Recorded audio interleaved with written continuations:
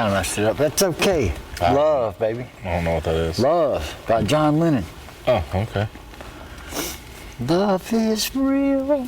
Isn't that song? Real. Well, we're going to go the opposite of John Lennon today. Hey, everybody. Welcome back to Great Measures. My name is Richard. This is Judson. Great Measures. Patreon requests. Yet another? Yet another. We're prioritizing the Patreon request. Let me guess who. Chris Moore. Shut up. I just told you that. Yeah, this is from Chris Moore. Me and Chris go way back. This is a Brazilian band, a long-running band, been around a long time, 39 years. They founded in 1984. They've been running a while. Mm-hmm. They're called Sepultura. Sepultura. It's Portuguese for grave or tomb. Brazilian Portuguese, I would assume. Mm-hmm.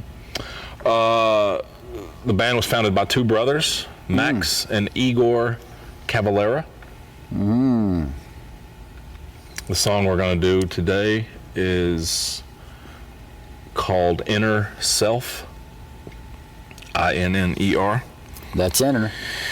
It is from the 1989 album called Beneath the Remains. So going with the grave motif. Yeah. Let's see. Let me give you a little bit of background on the album. Please do, Richard. The album had improved production and songwriting compared to the band's previous albums. In time, it would be acclaimed as a classic in the thrash metal genre. According to vocalist Max Cavalera, Sepultura had really found their style on that album. In January 2013, Beneath the Remains was inducted into Decibel Magazine's Hall of Fame, becoming the second Sepultura album to do so, the first being Roots. The induction would make Sepultura the first band to have more than one of their albums being featured in the Decibel Hall of Fame. Is that a pretty coveted Hall of Fame? It's a very well-known metal outlet, like a news source. Max and Igor. Correct. Sepultura. Inner Self. Inner Self. Ready? I'm ready if you're ready. I don't think you're ready.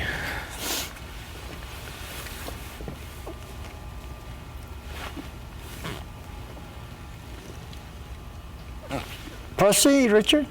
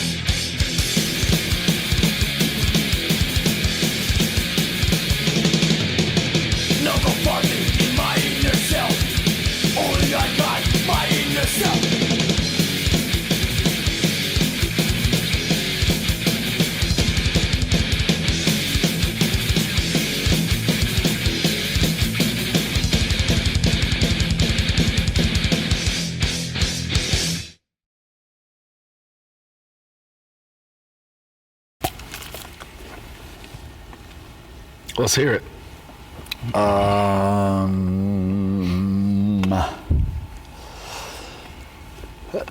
Thrash metal. Thrash death. I mean, it's very thrashy, riffs wise. They were one of the pioneers of groove metal, kind of the Pantera realm of things. The riffs are very thrashy though. But they, speeding up and slowing down and half timing and all this and double timing, and it's very Megadethy. Okay, yeah. Thrash, yeah. I don't know what constitutes either, all the kinds of metal. Sure. But it seems like it's I listen to it and I feel like a run. I just got done running. It's just constantly pounding you over the head. Yeah. And I'm still not a fan of double bass drum stuff. Okay. When it's like, just because I like the the space. Yeah. Even if it's whatever. So I still have trouble. Okay. That's why I have trouble with stuff like Lorna Shore and sure. Other stuff that's just, everybody just. Yeah. That's okay. Is it? Yeah, it's okay. Chris, are you sure? Is it okay? If I go back to when I first started listening to metal, and somebody had done to me what I've done to you, and introduced bands like Lorna Shore or this band within 3 months of you really diving into metal, I wouldn't have liked it either. Well, I don't think. Well, it's not that I've heard the bass drum. I've heard that before. I've just never been a big fan of it because I like space in music. I like room to breathe, I guess. Yeah. And this kind of stuff doesn't give you any room for anything. Yeah. You just. Yeah. Which I dig. I like the halftime, and I even like the double time whenever you come out of halftime. Yeah. I think it's a progressive thing, an acquired taste. I mean, for it to be a cliche term to use, the first time I heard guttural vocals, I wanted no part of it. Right. Well, that's the other thing. And I don't think that's everybody's journey, but I think that's a lot of people's journey with metal is. Now I there's a lot of songs that I'm judgmental with, because if they start out, especially if it's a band I've heard before and it's like a new single they just released and they've never done any clean singing or anything, and all of a sudden this song's got clean singing on it, my immediate reaction is to be like, oh, this is garbage. Right. Even though it's not the truth, it's not garbage. It's them expanding upon what they do. And growing and maturing. Now, a lot of those, there's been a lot of that stuff that's happened over the years where it's you can classify it as selling out because it might have more. Well, there's that point in the song where the clean guitar comes in. Yeah. For a second. Yeah. Just over the top of all the distortion. Yeah. Weird. Then it goes away. Yeah. I was expecting it to come back in at some point. I didn't know why it was there. That's a good question.